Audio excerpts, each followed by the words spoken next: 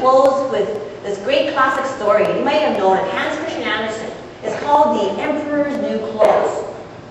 Okay? Okay, so let me just get into my role. Okay, so there was once a very vain emperor. He loved himself so much. He loved to dress up and to impress others.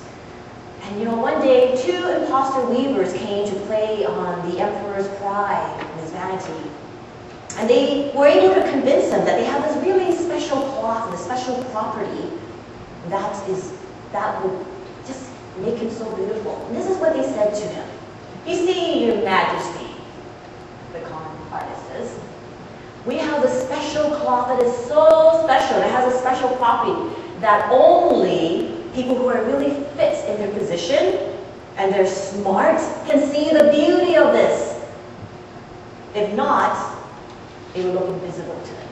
So, of course, the emperor goes, oh, of course I have to have this. So, of course, he hired them to go carry on to make his special garment. So the emperor asked his royal servants to inspect how they were coming along. So the royal servants went to inspect the weavers and see what they were doing. And of course, to the royal servants' dismay, they couldn't see anything. Of course, they didn't want to admit it, because they didn't want to admit that they were not fit for their position or that they were not smart enough. So they're like, oh, beautiful, beautiful. So they went back and reported to the emperor, oh, Your Majesty, it's very splendid, it's very beautiful. So of course the emperor is all excited, can't wait. So the day comes that they present this garment to the emperor. The emperor's worst nightmare came to play. He put it on, and guess what? He couldn't see anything. Of course he didn't want to tell anybody. So he said to him, oh no, he's thinking inside now. This is impossible. I can't see anything. No one must know. Because they think I'm not fit to be their emperor. Or worse yet, I'm not smart enough. So you know what he did? Of course he lied. And he boasted instead. Look everyone. When he's in his underwear in front of everybody. Look how beautiful I look. That is the most beautiful garment you have ever seen in your life. Of course, everyone around them had to agree, right? First they're afraid, even though they didn't see anything, but then they said, yeah, because no one wanted to admit that they were not fit for the position, or worse yet, that they were not smart enough. Of course, the most ridiculous part is this. The king wants to hold a procession, a parade into town. And so the royal servants who were used to carrying his garment in the back pretended to lift the train, and they're going down the village, lifting this beautiful, invisible train, right? Every single townsfolk and villagers saw, and they said, oh, beautiful, beautiful, beautiful, beautiful, because they heard that, and they didn't want to admit that they were not fit for their position, or they were not smart enough. That was crazy, isn't it? You know what happened? Finally, a little boy's voice speaks out over the foolish crowd. But the emperor has nothing on. Just listen to that innocent child, said the child's father. And then everyone started to whisper, oh yeah, shh. And they all burst out together. But he has nothing on. It was the moment of truth. It was actually revealed for everyone.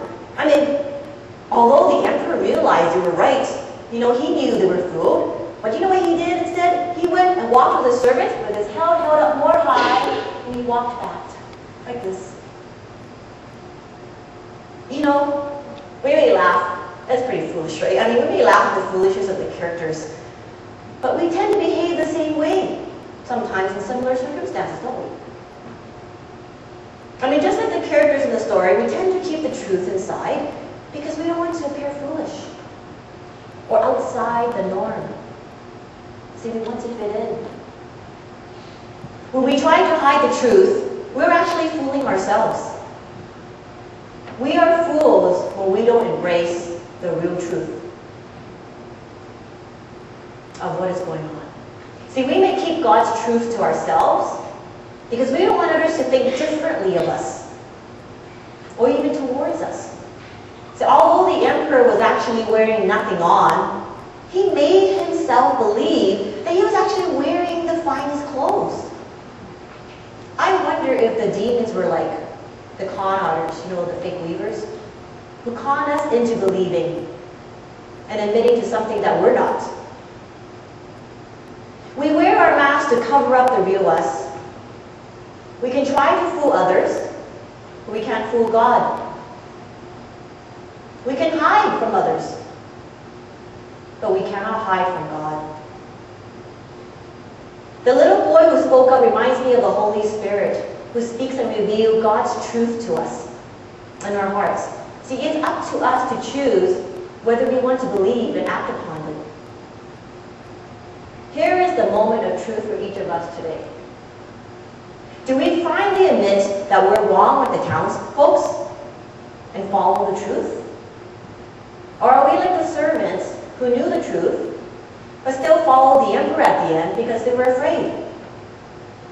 Or worship, are we like the emperor who knew the truth, but decided to continue on with his facade because of his own pride and ego? What is your choice?